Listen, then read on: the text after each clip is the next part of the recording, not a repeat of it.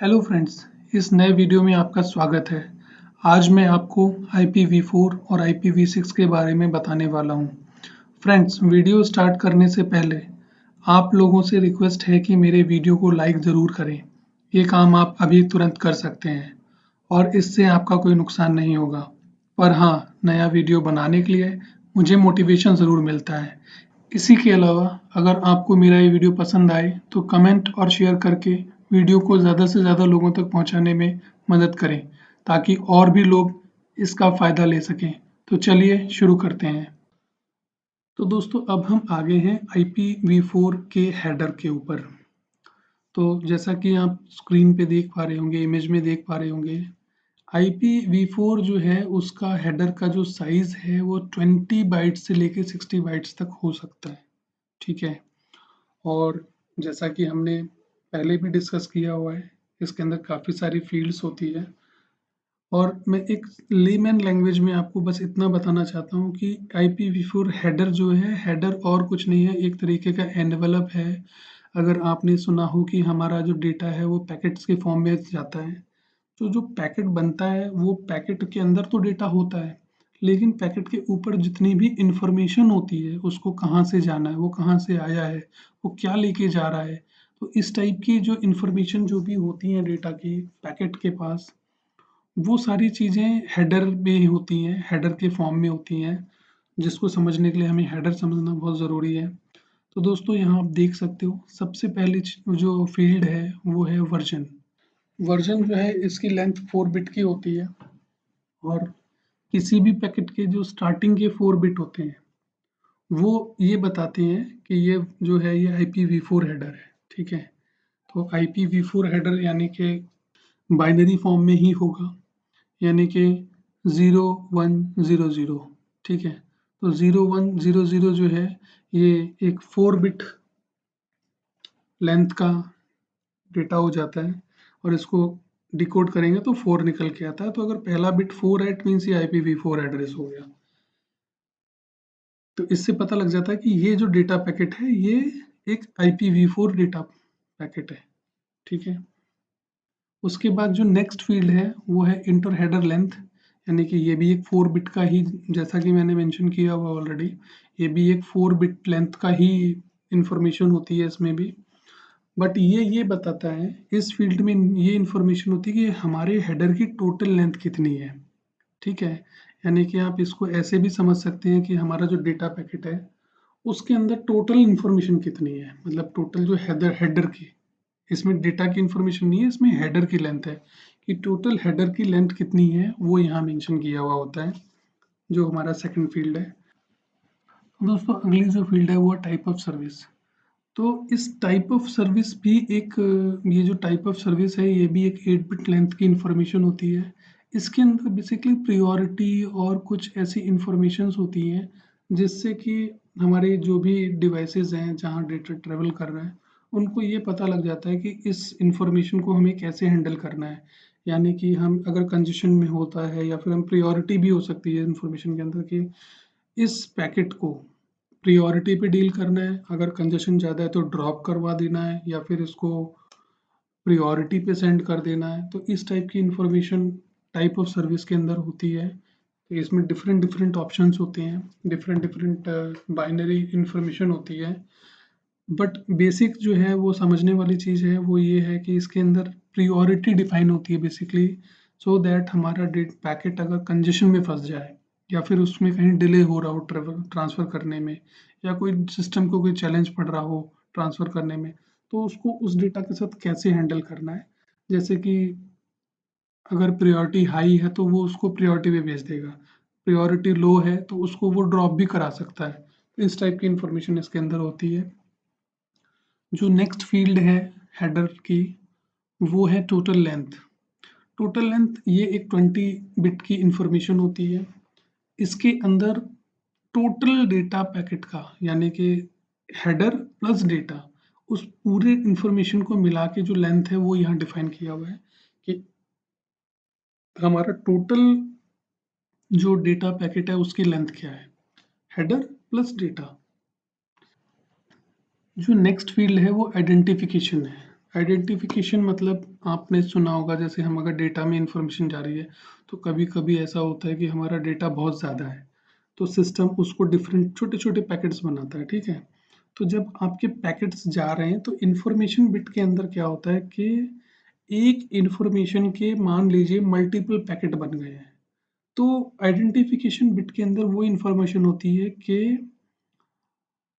ये जो data packet है ये कौन से इंफॉर्मेशन का पार्ट है। हम इसको ऐसे भी समझ सकते हैं कि मान लीजिए कोई एक डिवाइस है और हम उसको कुरियर सर्विस से भेज रहे हैं, तो हम उसमें कहीं ना कहीं पार्ट नेम मेंशन करेंगे ना, कि मेरा अगर मान लीजिए मैं बोलता हूँ कि मेरी कार कार मैंने कार के पार्ट में कुरियर कर रहा हूँ, तो मुझे हर पार्ट की इंफॉर्मेशन देनी पड़ेगी, कहीं ऐसा ना हो कि मेरी किसी और कार का पार्ट किसी दूसरी कार में फिट कर दिया जाए। तो ऐसे ही जब हम अपने किसी भी डेटा को फ्रेगमेंट करते हैं, उसको इंफॉर्मेशन को स्प्लिट करते हैं, पैकेट बनाते हैं छोटे छोटे, तो हर पैकेट के ऊपर नंबरिंग होती है, सो दैट जहां पर भी उनकी असेंबलिंग होनी हो उनको डिकोड किया जाए, जब उनको असेंबल किया जाए, एक इंफॉर्मेशन वापस से वही बनाई जाए, तब इंफॉर्मेशन लॉस ना हो। क्योंकि अगर हमने 10 पार्ट्स किए हुए हैं तो 10 के 10 पार्ट्स वहां असेंबल हो जाए। फ्रेंड्स, जो अगली फील्ड है वो है फ्लैग। फ्लैग आइडेंटिफिकेशन फील्ड से रिलेटेड फील्ड ही है।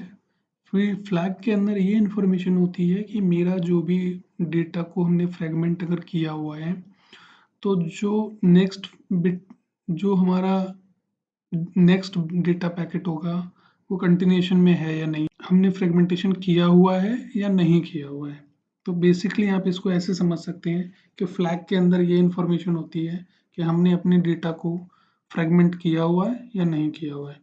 अगर हमने फ्रेगमेंट किया हुआ है तो आइडेंटिफिकेशन बिट से उसकी इंफॉर्मेशन कलेक्ट होगी और यूज़ की जाएगी। अगर फ्रेगमेंट नहीं किया हुआ है तो कोई दिक्कत नहीं है, तो हम फ्लैग इंफॉर्मेशन, फ्लैग जो हमारा 3 बिट की जो भी इंफॉर्मेशन होती है वो हमें ये बता देता है कि इस डेटा को फ्रेगमेंट नहीं किया हुआ है। दोस्तों, जो नेक्स्ट फील्ड है fragment offset. Fragment offset basically ये इंफॉर्मेशन देता है कि हमारे डेटा के जो फ्रेगमेंटेशन हमने किए हुए हैं उसके पैकेट के साइज को डिफाइन करता है, कि हमारे जो भी हमने हमने जो भी फ्रेगमेंट्स बनाए हुए हैं अपने डेटा पैकेट के, उनके साइज की इंफॉर्मेशन होती है इसके अंदर, जिससे कि हमारे सिस्टम को पता लग जाता है कि जो पैकेट आया वो उसमें हमारा पार्ट में कितना डेटा होना चाहिए। जो नेक्स्ट फील्ड है that is time to live. दोस्तों, यहाँ ये 8 बिट का फील्ड इंफॉर्मेशन होती है और इसके अंदर ये इंफॉर्मेशन होती है कि हमारा डेटा पैकेट कितने डिवाइसेस के पास जाएगा और कितने होप्स के पास जाएगा, और हर एक होप के पास जाने के बाद उसकी काउंट एक कम होती है, और जब वो काउंट 0 हो जाता है तब वो डेटा पैकेट हमारा ड्रॉप कर दिया जाता है। अगर वो डेस्टिनेशन तक पहुंचने तक नहीं पहुंचा, अगर वो डेस्टिनेशन तक नहीं पहुंच पाता है तो उसको ड्रॉप कर दिया जाता है। इसका यूज़ कंजेशन को कम करने के लिए, या फिर अनवांटेड इंफॉर्मेशन अनलिमिटेड टाइम तक इधर उधर, इनफाइनाइट टाइम तक लूप क्रिएट ना कर दे या कंजेशन क्रिएट ना करे, क्योंकि कुछ टाइम के बाद अगर इंफॉर्मेशन डेस्टिनेशन तक नहीं पहुंच पाई है तो उस इंफॉर्मेशन को हमें कहीं ना कहीं ड्रॉप कराना पड़ेगा एक टाइम पीरियड के बाद। तो वो टाइम पीरियड यहाँ डिफाइन किया जाता है। जो नेक्स्ट फील्ड है वो है प्रोटोकॉल। ये भी एक 8 बिट की इंफॉर्मेशन होती है। इसके अंदर ये इंफॉर्मेशन होती है कि हम जो डेटा पैकेट भेज रहे हैं वो किस पोर्ट से या किस प्रोटोकॉल के थ्रू भेजा गया है। तो ये फायरवॉल सिस्टम्स यूज़ करते हैं अपने पास, ताकि उन्हें पता रहे कि मेरा जो डेटा आ रहा है ये किस पोर्ट से एंटर करेगा या किस प्रोटोकॉल के यूज़ करके इसको भेजा गया है। तो सो दैट थोड़ा सिक्योर कम्युनिकेशन यूज़ करने के लिए प्रोटोकॉल का यूज़ किया जाता है, तो वो इन्फॉर्मेशन यहाँ होती है। इसके अलावा जो नेक्स्ट फील्ड है वो है हेडर चेकसम। तो हेडर चेकसम एक 16 बिट फील्ड है, ठीक है, 16 बिट की इंफॉर्मेशन होती है। इसके अंदर हेडर की वैल्यूज की इंफॉर्मेशन होती है, ठीक है। तो ये क्या होता है, हेडर चेकसम एक इंफॉर्मेशन है जो कि जितनी भी डिवाइसेस के पास जाता है, तो जो डिवाइस है वो हेडर चेकसम से इंफॉर्मेशन ले लेता है कि हेडर के अंदर कितना डेटा होना चाहिए और चेकसम वैल्यू वो मैच कराता है। अगर वो मैच करता है जिससे उसको ये पता लग जाता है कि हाँ जितनी इन्फॉर्मेशन भेजी गई थी उतनी इन्फॉर्मेशन है ये, और वो उसको आगे पास करता है। तो इससे उसको क्या है कि बाकी सारी इन्फॉर्मेशन रीड करने की ज़रूरत नहीं है। चेकसम से ही वो टैली कर लेता है कि मेरे पास जितना डेटा सोर्स से आया था मैं उतना ही आगे भेज रहा हूँ। नेक्स्ट फील्ड जो है वो है सोर्स एड्रेस और डेस्टिनेशन एड्रेस। गलती से मैंने हेडर लिख दिया है बट ये डेस्टिनेशन एड्रेस है, तो आप इसमें कंफ्यूज मत होना। इसके अंदर जो है इन्फॉर्मेशन ये रहती है कि हमारा सोर्स जो था उसका क्या आईपी एड्रेस है, और जिसके पास इन्फॉर्मेशन पहुंचनी है, जिसको हम इन्फॉर्मेशन भेजना चाहते हैं या डेटा पैकेट जहां जाएगा, डेस्टिनेशन एड्रेस क्या है वो यहाँ मेंशन होता है। जो नेक्स्ट फील्ड है वो है ऑप्शंस। तो दोस्तों ऑप्शंस बेसिकली क्या करता है, अगर इंटरनेट हेडर लेंथ ज़्यादा हो, यानी कि जो भी हमारा हेडर की फील्ड है अगर उसकी इंफॉर्मेशन ज़्यादा हो रही है, उससे एक्सीड कर रही है, तब हम ऑप्शंस फील्ड का यूज़ करते हैं, जिसके अंदर कुछ एडिशनल इंफॉर्मेशन डालनी होती है, तो इंफॉर्मेशन यहाँ सेव की जाती है, इसीलिए इसको ऑप्शंस नाम दिया हुआ है। इसके अंदर बहुत सारे डिफरेंट डिफरेंट ऑप्शंस होते हैं, डिफरेंट डिफरेंट फील्ड्स होती हैं, कई तरीके की इंफॉर्मेशन सेव की जाती है, बट ये ज़रूरी नहीं है, it's not a important field. ये हमेशा यूज़ नहीं होता, कभी कभी यूज़ होता है। इसके अलावा जो आगे आप देख पा रहे हैं पैडिंग के अंदर बेसिकली हमारा एक्चुअल डेटा होता है। फ्रेंड्स ऑप्शंस और पैडिंग को आप ये भी कह सकते हैं कि एक्चुअल डेटा यहाँ पे होता है हमारा, जो भी पैकेट के अंदर होता है, एक्चुअल इन्फॉर्मेशन, हमारी एक्चुअल इन्फॉर्मेशन डिकोडेड फॉर्म में यहाँ पे, एनक्रिप्टेड फॉर्म में या बाइनरी फॉर्म में यहाँ सेव होती है। ओके फ्रेंड्स, इस वीडियो में इतना ही। मेरी कोशिश रहती है कि मैं ऐसे ही वीडियो आपके लिए बनाता रहूं, इसलिए मेरे चैनल को सब्सक्राइब कर लें और बेल आइकन को प्रेस कर और बेल आइकन को प्रेस कर नोटिफिकेशन ऑन कर लें, ताकि आपको नए वीडियोस का नोटिफिकेशन मिल जाए और आपसे मेरे नए वीडियो मिस ना हो। Thanks for watching.